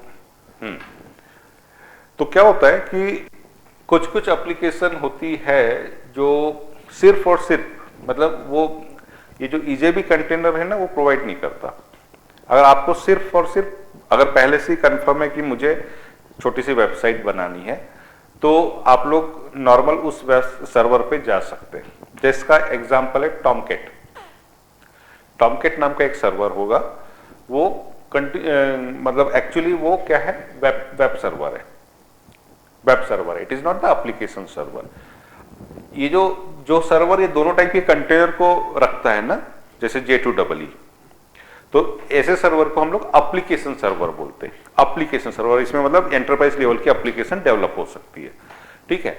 और एक सर्वर होता है कि जिसको मालूम है कि मुझे इस पे बड़ी एप्लीकेशन नहीं बनानी है, तो उसको बोलते हैं वेब सर्वर, जिसमें सिर्फ और सिर्फ वेब कंटेनर होता है।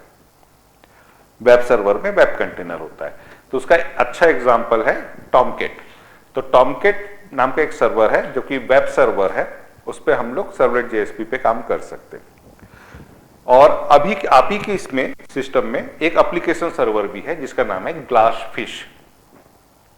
ग्लासफिश, तो ग्लासफिश में उसमें दोनों टाइप के सर्वर कंटेनर अवेलेबल है, web container and EJB container also, ठीक है। तो कहने का मतलब है if you are using GlassFish as a server, तो आप उसमें वेब एप्लीकेशन भी बना सकते हैं, वेबसाइट भी बना सकते हैं, और एप्लीकेशन लेवल की एंटरप्राइज लेवल की एप्लीकेशन भी बना सकते हैं, कोई प्रॉब्लम नहीं। लेकिन टॉमकेट में सिर्फ और सिर्फ आपकी वेबसाइट ही बनेगी, क्योंकि उसमें ईजेबी कंटेनर यानी सेकंड कंटेनर नहीं है, ठीक है, वो एप्लीकेशन सर्वर नहीं है। तो एप्लीकेशन सर्वर में जैसे सर्वर्स होते हैं JBoss, जैसे ग्लासफिश तो एक नाम बता ही दिया जो आपके इसमें मिल जाएगा, नेटबिन में मिल जाएगा। JBoss एक होता है, देन वेबलॉजिक होता है, वेबस्फीयर होता है। तो these are the certain name of the application server, ठीक है। तो इन एप्लीकेशन सर्वर्स पे ही हम लोग अपना काम करते हैं। और ये जो होता है कोई भी सर्वर, कोई भी प्लेटफॉर्म, J2EE का कोई भी platform, they all belongs to J2EE platform. तो उनका वो इतना पोर्टेबल बनाते हैं अपनी एप्लीकेशन को कि किसी भी सर्वर पे उसको आप डिप्लॉय कर सकते हो, ठीक है, ओके। तो सबसे पहले हम लोग इसके साथ में देखते हैं life cycle of J2EE application.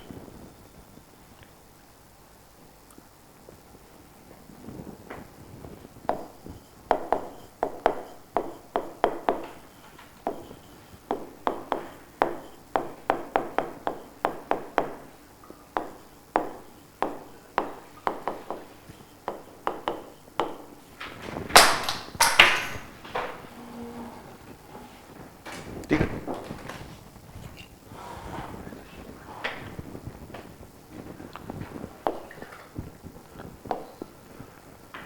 Life cycle of J2EE application. तो जब एप्लीकेशन बनती है तो उसका भी अपना एक लाइफ साइकिल होता है, ठीक है। तो लाइफ साइकिल जैसा बहुत नेचुरल लाइफ साइकिल है, हर किसी को समझ में आने लायक, कि सबसे पहले we need to create the application, right? मतलब कोडिंग करना होगा आपको, क्रिएट द एप्लीकेशन, ठीक है। दूसरा जो इंपॉर्टेंट पार्ट होता है that is deployment, deploy the application.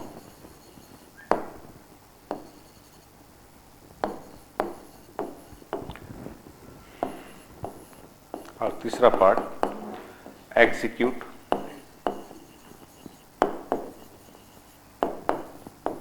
The application, ठीक है। तो क्रिएशन वाला जो पार्ट है कि while you are creating the application, तो उसमें आपको किन किन चीजों का ध्यान रखना है कि आपको एक प्रॉपर डायरेक्टरी स्ट्रक्चर को फॉलो करना है, ठीक है, विच is provided by the container. कि एक कंटेनर है जो आपको एक डायरेक्टरी स्ट्रक्चर देगा कि HTML फाइल यहां रहनी चाहिए तो वहीं रहनी चाहिए, XML फाइल इधर रहनी चाहिए तो उधर ही रहनी चाहिए। अगर आपने मिसप्लेस कर दिया तो भूल जाओ आपकी कोडिंग क्या है, यहाँ पे कोडिंग का मैटर ही नहीं है। ये मैंने आज का लेक्चर स्टार्ट करते समय ही बोला है, यहाँ तरीके का मैटर करता है कि किस तरीके से आप काम कर रहे हैं, कहाँ क्या होना चाहिए। तो you need to put right thing in right place, ठीक है। उसमें गड़बड़ हुई तो दुनिया का ब्रह्मा जी भी आके उस एप्लीकेशन को चला नहीं सकते जब तक कि वो सही जगह पे पहुंचाएंगे नहीं। इंडिपेंडेंटली वो अपने आप में सही बनी होगी, इंडिपेंडेंटली आपका कोड भी सही होगा, इंडिपेंडेंटली सब सही होंगे, लेकिन जगह गलत हो गई है रखने की, तब भी आपकी एप्लीकेशन नहीं चलने वाली है, ठीक है ना। तो यहाँ पे उन चीजों पे ध्यान नहीं देना है कि क्या सही लिखा या गलत लिखा। वो सही गलत तो आपको एरर दिखा देगा और आप उसको करेक्ट भी कर दोगे, लेकिन तब तक वो एरर भी नहीं दिखाएगा। वो सीधे सीधे बोलेगा कि ये डिप्लॉय नहीं किया जाएगा, डिप्लॉय नहीं किया जाएगा। और जब तक डिप्लॉय होके एग्जीक्यूट नहीं होगा तब तक एरर थोड़ी पता चलेगी। तो कहने का मतलब है कि अगर आपकी इसमें कोई कोड में एरर होगी भी तो बात का मैटर है। पहला मैटर तो यही है कि चीजें सही जगह पे हो जाए, चाहे ताकि वो एरर के साथ ही कम से कम डिप्लॉय तो करे, और डिप्लॉय करेगा, रन होगा तो एरर दिखा देगा। तब आपको समझ में आएगा कि ओके मैंने कोडिंग में ये गलती की है। लेकिन कोडिंग की गलती के लिए भी पहले वो सही जगह पे होना जरूरी है, उसको फाइंड आउट करने के लिए, ठीक है। तो क्रिएशन ऑफ एप्लीकेशन, तो we should follow the proper directory structure,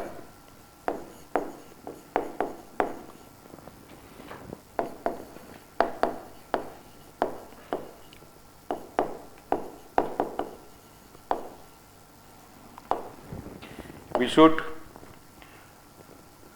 create, सिर्फ कोड ही नहीं लिखना है इसमें, एप्लीकेशन क्रिएट करने में बहुत सारी चीजें क्रिएट करनी पड़ेगी आपको। अकेला कोड वाली फाइल या .java फाइल से ही काम नहीं होता। यहाँ पे क्रिएट कॉन्फ़िगरेशन फाइल, वो आपस में जो कॉन्फ़िगर करेगा उसकी फाइल भी क्रिएट होती है, उसका भी आपको नॉलेज होना चाहिए। Create configuration file,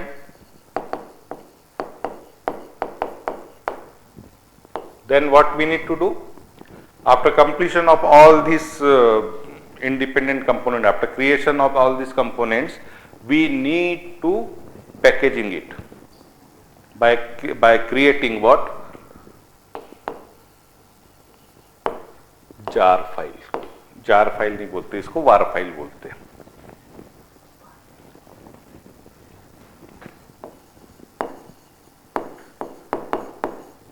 var file, var file is the big brother, or we cannot say big brother, it is a brother of jar file। java archives मतलब jar file।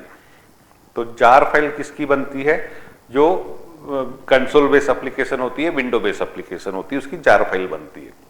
और जो वेब एप्लीकेशन होती है उसमें web बोले तो W लग गया तो वार फाइल बनती है, वेब आर्चिव्स, उसका फुल फॉर्म है वेब आर्चिव। वार फाइल आपको क्रिएट करनी है, ठीक है।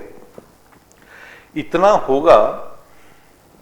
अब आप लोग बोलेंगे बाप रे इतना काम करना पड़ता है।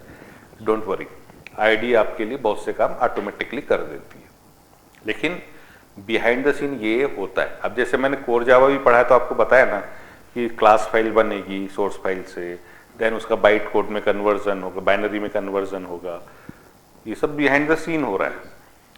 मैं वही चीज़ है यहाँ पे, यहाँ आपको क्या बनाना है वो मैं बताऊंगा, लेकिन एक्चुअल में इंटरनली ये प्रोसेस होती है।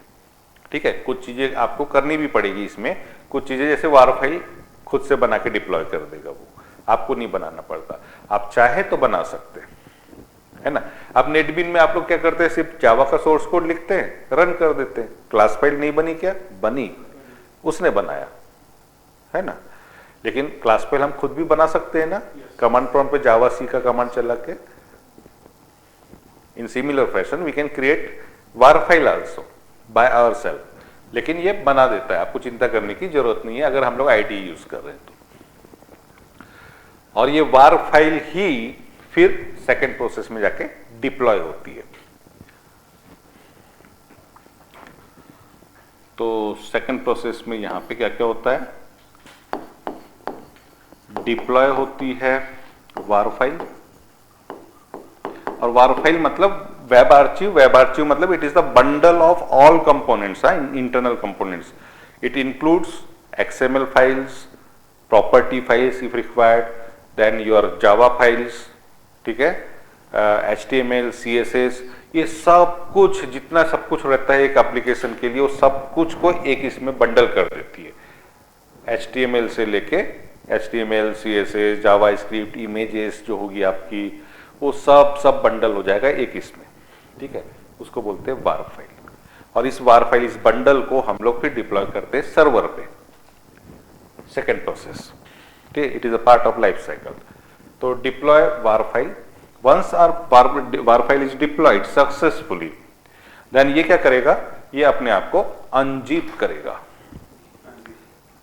वार फाइल मतलब जिप फाइल हो गई ना, तो पहले हमने फाइल को जिप किया, डिप्लॉय किया, डिप्लॉय करने के बाद ये अपने आप को सक्सेसफुली डिप्लॉय होने के बाद अनजिप कर देगा। मतलब एक्सट्रैक्ट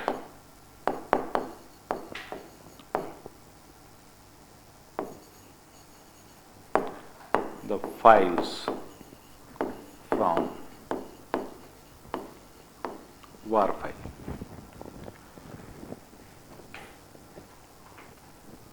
ठीक है, एक बार ये हो गया, फिर इसके बाद हमको क्या करना होता है,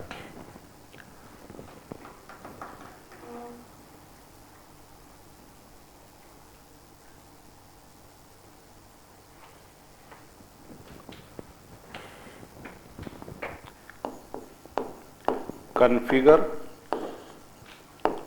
एक्सटर्नल रिसोर्स।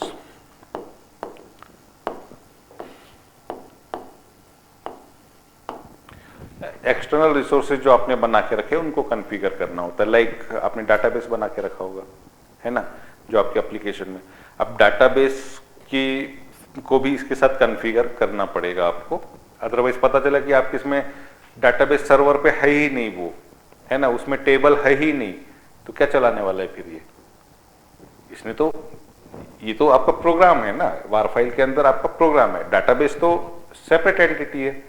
तो डाटाबेस और आपका टेबल्स वगैरह सब कुछ अवेलेबल होना चाहिए ना उसको एक्सेस करने के लिए, तो वो आपको अवेलेबल करवा के देना पड़ेगा सो दैट वो एक्सेस कर सके, और जब वो एक्सेस करेगा उसके बाद ही फिर वो चीजें डिस्प्ले आउट होगी।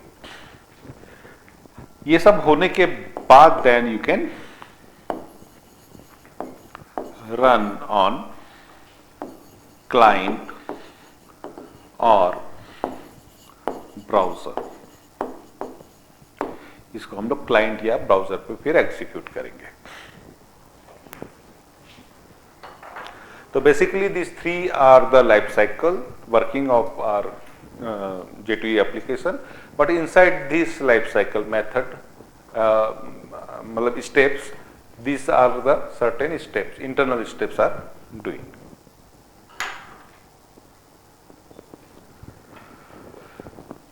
आपसे पूछा जाए तो तीन की बात करना, उतना वो आपके नॉलेज के लिए कि अंदर होता क्या होगा, ठीक है।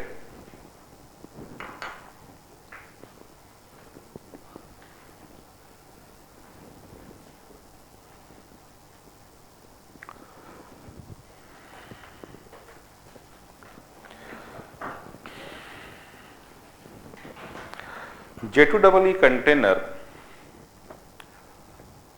का एक मतलब it is a feature of J2EE container कि इट प्रोवाइड्स और it facilitate developer to create their own APIs also.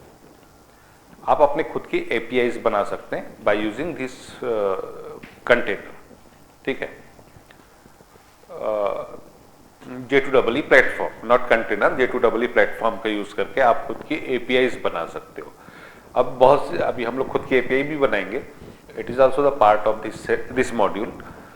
तो जैसे SOAP यानी सोप एपीआई होती है, रेस्ट एपीआई होती है, ठीक है। तो एपीआई बोलने से क्या होता है बेटा, वेब सर्विसेज, है ना। Web services and the API are one and the same thing. अगर कोई बोलता है कि वेब सर्विसेज बनाना है तो yes we can do that, and if someone says कि आपको एपीआईज बनाना है तो एक ही बात है ना। तो हम लोग एपीआई या वेब सर्विसेज बनाएंगे, खुद भी बनाएंगे हम लोग, और तो वो सब उसको बनाने के लिए फैसिलिटेट करता है J2EE कंटेनर और प्लेटफॉर्म, ठीक है। और एपीआई क्या होता है तो एपीआई के टाइम पे पढ़ लेंगे हम लोग इसको, अब इसे समझने की अगर जरूरत तो है नहीं, लेकिन एपीआई मतलब ये क्या होता है, दो एप्लीकेशन के बीच में इंटरेक्शन करने के लिए एक मीडिएटर का काम करता है, ठीक है। तो जैसे हम लोग बात करते हैं, गूगल ने अपनी एपीआई बना के रखी है, गूगल की एपीआई। तो जब कोई एप्लीकेशन होती है, उसका कोई काम बहुत पॉपुलर हो जाता है, तो वो चाहती है कि इसको पब्लिक यूज करे।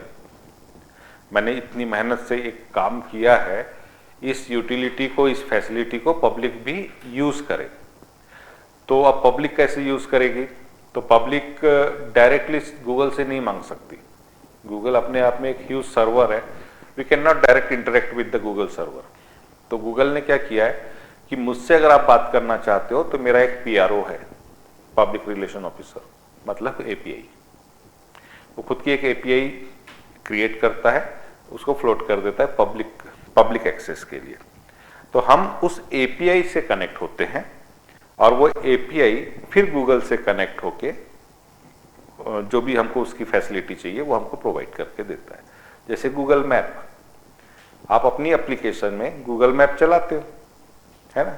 गूगल मैप का काम आपने किया क्या, नहीं किया, गूगल ने करके रखा है।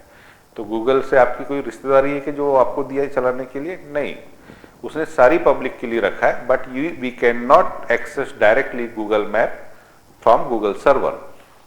We can access that Google map और एनी अदर, जैसे हम लोग ऑनलाइन पेमेंट भी करते हैं तो उसकी भी एपीआई होती है, ठीक है।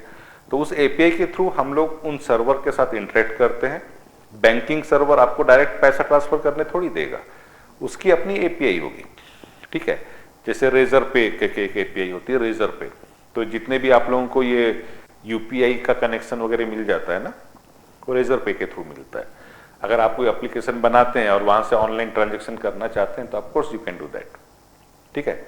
It's a simply matter of 5 minutes to implement all this. There is nothing to write anything, because वो ऑलरेडी लिखा हुआ है, एपीआई में लिखा हुआ है।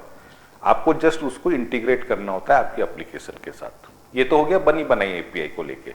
ऐसी एपीआई आप लोग खुद की भी बना सकते हो और उसको मार्केट में फ्लोट कर सकते हो कि आपने कोई एप्लीकेशन बनाई, उसको अगर किसी और को एक्सेस करने देना है तो हम डायरेक्ट अपने एप्लीकेशन का एक्सेस नहीं देंगे, हम एक एपीआई बनाएंगे और विथ स्पेसिफिक रिस्ट्रिक्शन हम उसको दे देंगे, भैया ये एपीआई के थ्रू एक्सेस कर।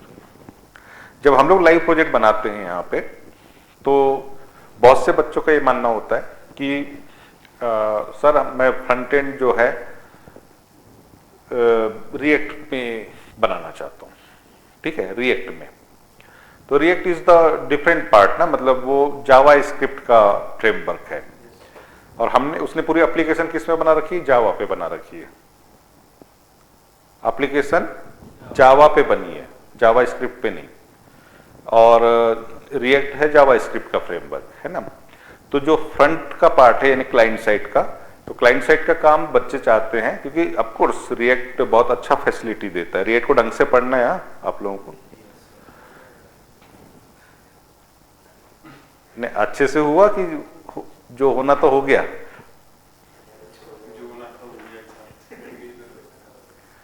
ऐसा बोलोगे उल्टा लटका के पंखे में घुमाऊंगा जोर से।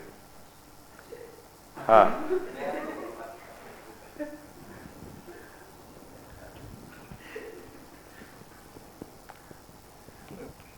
जान दो,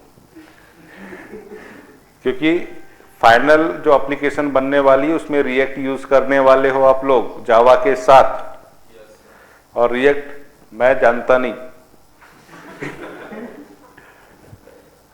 वहां पे अटके बेटा तो मैं सही में उल्टा लटका के घुमाऊंगा। नींद में थे क्या पूछूंगा उस समय जब पढ़ाया जा रहा था। जो पूछना है आज पूछना है सौरभ सर से, मतलब चीजों को लेके चिंता मत करो, अपना अपन वहां तक पहुंचेंगे।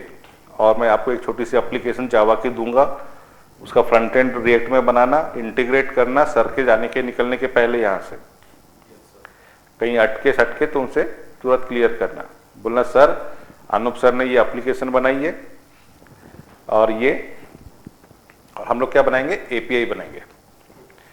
अब ये रिएक्ट का जावा के साथ इंटरेक्शन कैसे होगा भाई, है ना? तो रिएक्ट की क्या बनेगी, एप्लीकेशन बनेगी। कौन सी एप्लीकेशन, क्लाइंट साइड की। जावा की क्या बनेगी, एप्लीकेशन बनेगी। कौन सी एप्लीकेशन, सर्वर साइड की। अब दो एप्लीकेशन के बीच में इंटरेक्शन करने के लिए हम एक एपीआई बनाएंगे, क्लाइंट एपीआई बोलना चाहिए जिसको, ठीक है। रिएक्ट डायरेक्टली हमारी जावा हमारी एप्लीकेशन से इंटरेक्ट नहीं कर सकता, ठीक है। तो हम लोग उसके लिए एक एपीआई बनाएंगे और उस एपीआई को हम लोग कर देंगे उसके साथ कनेक्ट। तो मतलब रिएक्ट इंटरेक्ट करेगा हमारी एपीआई से, और एपीआई हमारे फिर पीछे जो हमारी एप्लीकेशन है उसके साथ इंटरेक्ट करेगा। ये काम होने वाला है इन फ्यूचर, ठीक है। हालांकि हमारे पास अपना खुद का भी क्लाइंट है, अच्छे अच्छे क्लाइंट है। जैसे we can use JSP as an client, मतलब जेएसपी को हम लोग क्लाइंट साइड स्क्रिप्टिंग समान काम ले सकते हैं उसका, लेकिन ले सकते हैं, लेकिन अल्टीमेटली है तो वो सर्वर साइड ही है ना।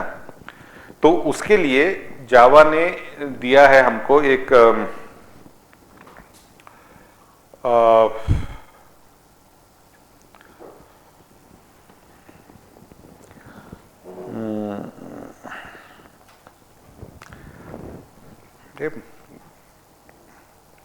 एक बहुत अच्छा क्लाइंट है जावा स्क्रिप्ट समान हमारे पास में। क्यों नहीं आ रहा यार, चलो मैं कल बता दूंगा। तो उसको हम लोग यूज कर सकते हैं, ठीक है। पूरा HTML जैसा कोड लिखना पड़ता है उसमें, और डायनामिक काम होता है उसके अंदर। जबकि HTML में डायनामिक काम होता है क्या, नहीं होता, लेकिन उस HTML में होगा, क्योंकि वो हमारा एक टेम्पलेट है जो जावा प्रोवाइड करता है फॉर क्रिएटिंग क्लाइंट, ठीक है। क्यों नहीं नाम आ रहा है यार इसका, ऐसा लग रहा है कि यहीं तक आ गया, मैं बस बोल दूंगा अभी। कुछ बोल रहे हैं? नहीं, सर्च कर रहा था, नहीं मिलेगा।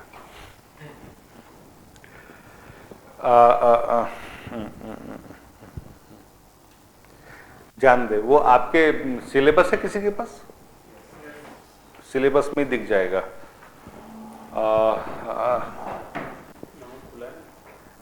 अरे किसी एक का भी खुला, सभी को देखने की जरूरत नहीं है सचिन। पीऊंगा नहीं तो जीऊंगा कैसे।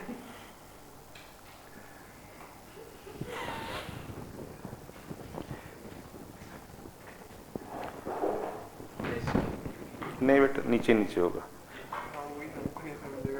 आ भी जाएगा, मैं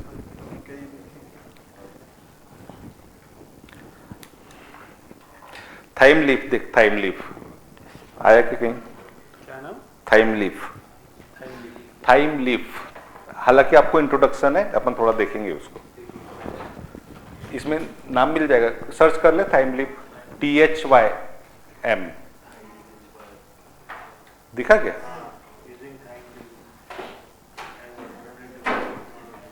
नहीं दिखा?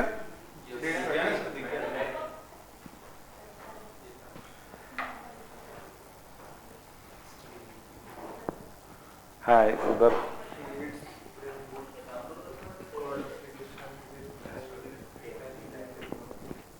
थाइमलीप हमारा एक टेम्पलेट है जो बहुत बेहतरीन हमको फैसिलिटेट देता है क्लाइंट साइड का काम करने के लिए। इट मीन्स वी हैव, अगर किसी को लगता है कि सर मैं थाइमलीप का यूज करूंगा तो वो कर सकता है, लेकिन मैं खुद उसको ये बोलता हूँ ये सीखेंगे जरूर हम सभी चीज, और आप चाहे तो कर सकते हैं, अगर आपके पास समय है तो यूज भी कर सकते हैं। हम लोग तो यूज करेंगे खुद के काम के लिए, क्योंकि मैं तो रिएक्ट नहीं पढ़ाने वाला है ना आपको, तो हम लोग अपना काम तो इसी से निकालेंगे। HTML, CSS, bootstrap, JavaScript, JSP, थाइमलीप, हम लोग इनको यूज करके काम करेंगे। लेकिन फिर मैं आपको बोलूंगा कि ये सब तो चलो आप सीख गए, लेकिन जो एक्चुअल आपका फाइनल प्रोजेक्ट बनेगा उसका फ्रंट एंड आप रिएक्ट पे बनाएंगे। समझी ना बात? तो जब बात समझ में आ गई तो इसका मतलब है कि आपको रिएक्ट का नॉलेज अच्छे से होना चाहिए, नहीं तो बाद में फिर सर बच्चे लोग, क्योंकि प्रोजेक्ट को गाइड मैं ही करता हूं, तो मेरी प्रॉब्लम तो मेरी प्रॉब्लम, मेरे को तो कोई दिक्कत नहीं मेरी इश्यूज को सॉल्व करने में। जावा वाले वो रिएक्ट की प्रॉब्लम मेरे पास लेके आते हैं सर ये रिएक्ट में कुछ हो नहीं रहा है हाँ? ढूंढो सौरभ सर को। हाँ, और जोर से घुमाता हूं फुल स्पीड से। ठीक है, ओके।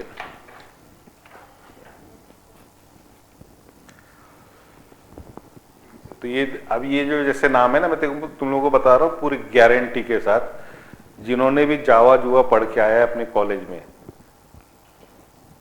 कितना भी अच्छा पढ़ के आया होगा, बोल दे किसी ने थाइमलीप का नाम सुना था, है ना? तो this is the difference between your academics and CDAC actually. आप कम से कम मेरे को नाम सुने हुए तो बच्चे चाहिए ना।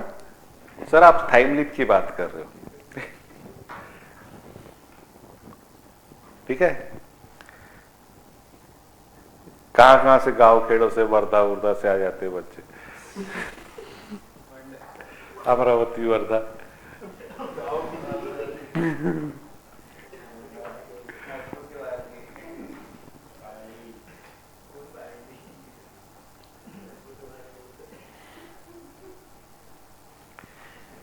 क्या बोल रहा है उसको?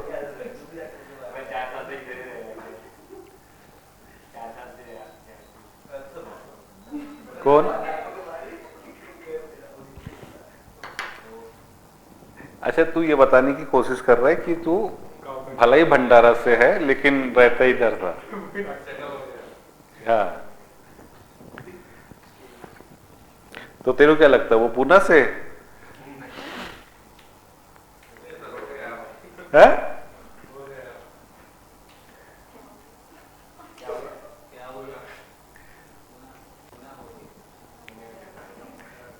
अच्छा, अब पूना का हो गया तू?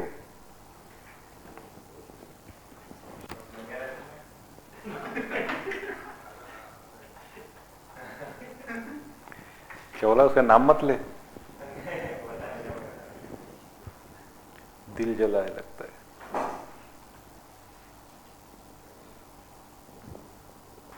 चलो, तो it is all about the तो इसके जो फीचर्स है J2EE प्लेटफॉर्म के, कि आपको फैसिलिटेट करता है एपीआई को लेके। मैं एपीआई की बात कर रहा था, ठीक है। तो ये सब चीज हम लोग 1 बाय 1, जितनी भी फीचर्स की बात मैं कर रहा हूँ, ये सारी चीज हम लोग 1 बाय 1 हमारे सिलेबस का ही पार्ट है, ठीक है। तो जस्ट ये ओवरव्यू ही था कि ये टर्मिनोलॉजी एटलीस्ट आपके कान पे आ जाए कि हाँ, जब मैं उस समय बोलूँ कि चलो now it is the time to create API, तो आपके लिए फर्स्ट टाइम ना रहे कि हम एपीआई पे बात कर रहे हैं। API stands for what? Application programming interface. Perfect, civil वालों ने बोल दिया, मतलब सबको पता है एप्लीकेशन प्रोग्रामिंग इंटरफेस। इसलिए मैं सुनता हूँ, मतलब जैसे कुछ पूछा ना, तूने बोल दी, हाँ हो गया, फिर सबको मालूम है। हाँ इनको नहीं, हाँ ये भी देखने की बात है, तो फिर तो चुल्लू भर पानी में डूबने वाली बात होगी इनके लिए। है ना, वो ढक्कन को उल्टा करके डाल देना पानी और डूब जाना उसमें। नहीं तेरी बात नहीं कर रही, इनके लिए, आईटी वालों के लिए। तो सिविल वाला ही तो बनाएगा ना, उसको उल्टा करेगा। बोला ये ले डूब डूब। इसकी ब्रांच कौन सी है?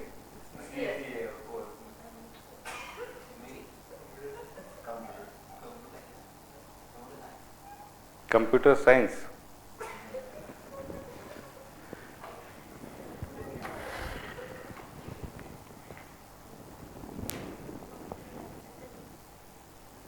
ठीक है,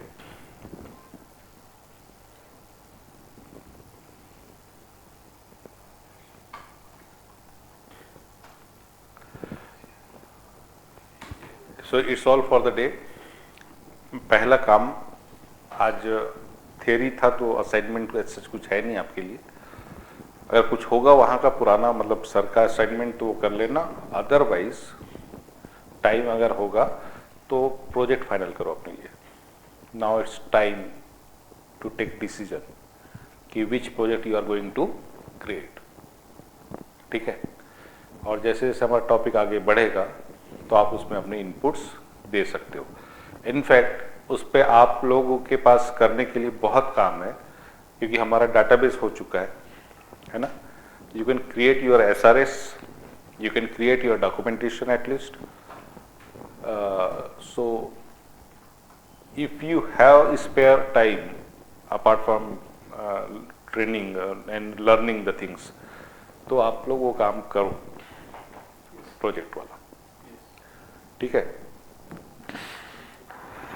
actually we CDAC persons are believe in learning style of learn with project based learning। Actually ये जो कॉलेज बेस्ड लर्निंग होती है ना, ये हम लोग नहीं चाहते।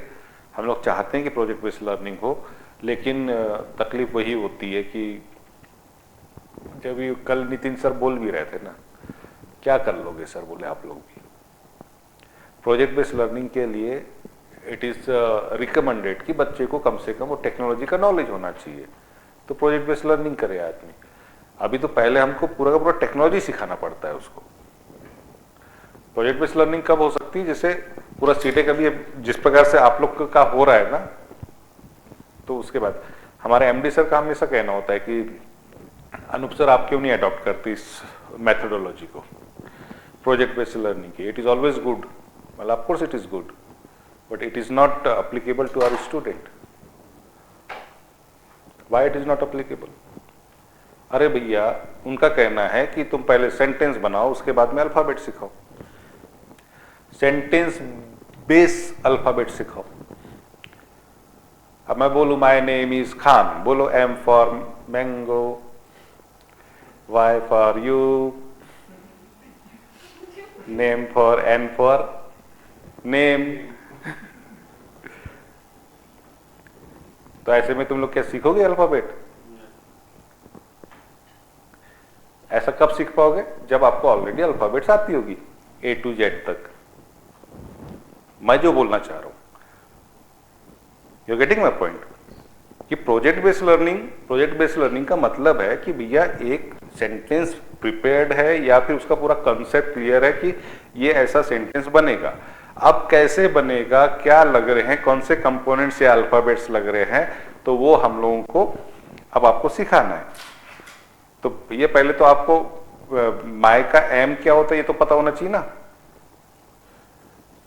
तो यहाँ पे वही हो जाता है कि बच्चों को अल्फाबेट्स यानी टेक्निकल अल्फाबेट्स नहीं पता है। वो हमारे सामने बैठे ही उस कंडीशन में है कि पहले हमको उनको अल्फाबेट्स सिखाने हैं, तो हम प्रोजेक्ट बेस कैसे चले जाएंगे।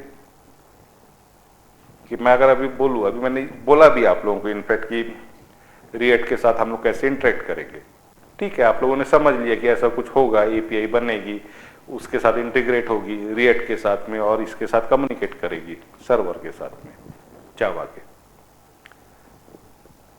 है ना अभी आप लोगों ने किसी सर्वर पे काम किया है, ना अभी रिएक्ट पे कोई ऐसा एप्लीकेशन बनाया है, मतलब कल तक अभी चलो बना भी लिया होगा, आपका खत्म हो गया है तो अगर ये नहीं बनाया तो फिर मैं कैसे इसको इंटीग्रेट कर सकते थे ना।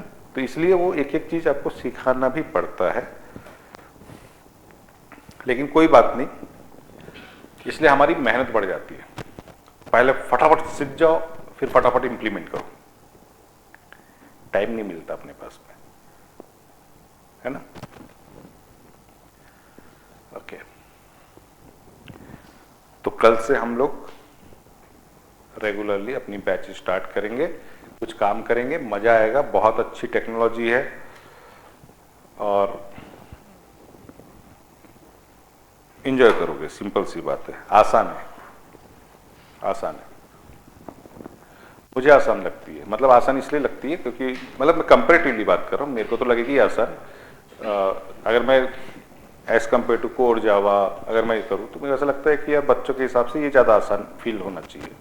ये मेरा परसेप्शन है उसको लेके, और आप लोग भी फील करेंगे ऐसे, मज़ा आता है।